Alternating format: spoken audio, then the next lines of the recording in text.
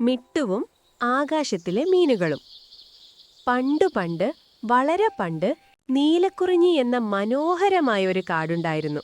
ആ കാട്ടിലെ ഏറ്റവും വികൃതിയായ കുട്ടിക്കുരങ്ങനായിരുന്നു മിട്ടു. മിട്ടുവിന് എപ്പോഴും ആകാശത്തേക്ക് നോക്കിയിരിക്കാനായിരുന്നു ഇഷ്ടം. അവനൊരു സംശയമുണ്ടായിരുന്നു. പുഴയിലൊക്കെ മീനുകളുണ്ടല്ലോ, അപ്പോ ഈ നീല ആകാശത്ത് എന്താ മീനുകളില്ലാത്തത്?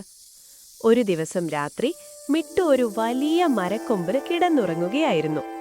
പെട്ടെന്ന് ആകാശത്ത് നിന്ന് തിളങ്ങുന്ന എന്തോ ഒന്ന് താഴേക്ക് വീഴുന്നത് അവൻ കണ്ടു. അയ്യോ, അതൊരു നക്ഷത്രമാണല്ലോ! മിട്ടു ചാടി എഴുന്നേറ്റു. അവൻ ആ നക്ഷത്രം വീണ സ്ഥലത്തേക്ക് ഓടി. അവിടെ ചെന്ന് നോക്കിയപ്പോൾ മിട്ടു അത്ഭുതപ്പെട്ടുപോയി.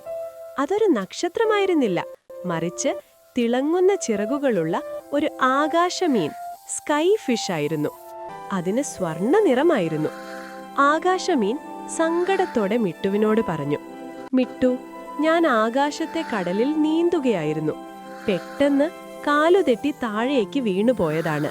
എനിക്ക് തിരിച്ചു പോകാൻ കഴിയുന്നില്ല. നേരം വെളുത്താൽ സൂര്യൻ വരുമ്പോൾ എന്റെ തിളക്കം പോകും. പിന്നെ എനിക്ക് വീട്ടിൽ പോകാൻ കഴിയില്ല. മിട്ടുവിന് സങ്കടം വന്നു. അവൻ പറഞ്ഞു, വിഷമിക്കേണ്ട, നിന്നെ ഞാൻ തിരികെ ആകാശത്തെത്തിക്കാം. മിട്ടു ആ മീനിനെയും കയ്യിലെടുത്ത് കാട്ടിലെ ഏറ്റവും ഉയരമുള്ള മരത്തിന്റെ മുകളിലേക്ക് കയറി. എന്നിട്ട് ആകാശത്തേക്ക് കൈനീട്ടി. പക്ഷെ ആകാശം അപ്പോഴും വളരെ അകലെയായിരുന്നു. അപ്പോഴാണ് മിട്ടുവിന്റെ കൂട്ടുകാരായ മിന്നാമിനുങ്ങുകൾ അവിടേക്ക് വന്നത്. മിട്ടു കാര്യം പറഞ്ഞു. മിന്നാമിനുങ്ങുകൾ പറഞ്ഞു, ഞങ്ങൾ സഹായിക്കാം. ആയിരക്കണക്കിന് മിന്നാമിനുങ്ങുകൾ ഒന്നിച്ചു ചേർന്ന് ഒരു വലിയ ബലൂൺ പോലെയായി. മിട്ടു ആകാശമീനിനെ പതുക്കെ ആ മിന്നാമിനുങ്ങുകളുടെ പുറത്തു വെച്ചു. മിന്നാമിനുങ്ങുകൾ പതിയെ പതിയെ മുകളിലേക്ക് പറന്നു. അവർ പറന്ന് പറന്ന് മേഘങ്ങൾക്കും മുകളിലെത്തി. ആകാശമീൻ സന്തോഷത്തോടെ വാലാട്ടി തന്റെ കൂട്ടുകാരുടെ അടുത്തേക്ക് നീന്തിപ്പോയി.